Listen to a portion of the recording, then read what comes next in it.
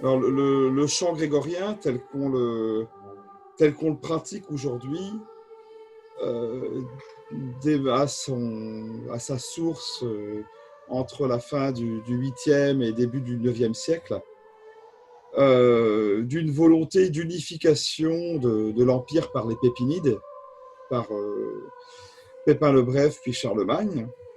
Et cette diffusion de ce chant pour l'Église va amener des changements considérables à tout point de vue.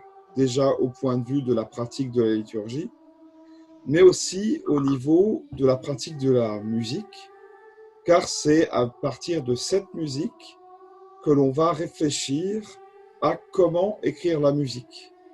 En Occident, à partir de la fin du 8e siècle, début du 9e siècle, grâce au chant grégorien, on va se dire comment allons-nous l'écrire, comment allons-nous faire pour diffuser ce chant, pour que les sons que l'on veut répéter, comment on va faire pour traduire ces sons. Et ce qu'il y a d'extraordinaire dans le chant grégorien, c'est que dès sa fondation, il y a une diffusion. Exactement ce qui est aujourd'hui la prolongation avec Neumes, qui est une diffusion numérique. Autrefois, entre le 8e et le 9e siècle, on a une diffusion par les manuscrits de ce chant qui va être double. On va voir déjà tous les textes et après, on va voir toute la musique qui sera écrite.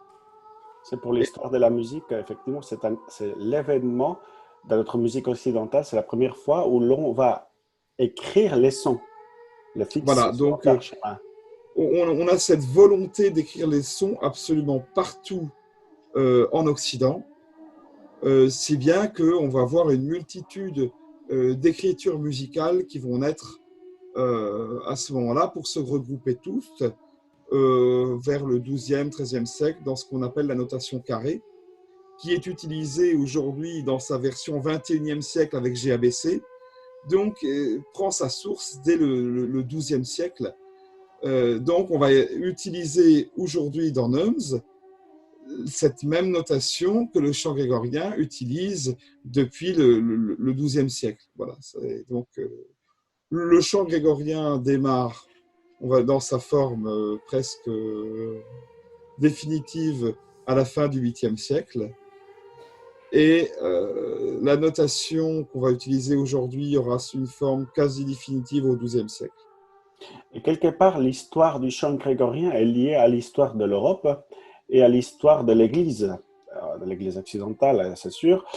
Et au sein de l'Empire carolingien, cette volonté d'unification dont tu parlais, Dominique, initiée par Pépin le Bref, le roi Pépin le Bref, et surtout menée à bien par son fils, le roi qui deviendra empereur, Charlemagne, de unifier la liturgie au sein de l'Empire carolingien, assistant quand même à une forme d'Union européenne de l'époque, Oui, qui se faisait aussi bien par rapport au niveau de la présence de l'État, du royaume, de l'Empire, mais aussi cette unification de différentes liturgies, la liturgie, en pluriel, la liturgie gallicane, avec la liturgie de Rome. Donc, il y a cette volonté de vouloir unifier aussi. Et c'est d'ailleurs, le chant grégorien n'est qu'une hybridation du chant romain, de la liturgie romaine, enfin du chant romain, avec les ornements de la liturgie, enfin du chant gallican. des chants gallicains. Des chants, pardon. C'est des chants gallicans.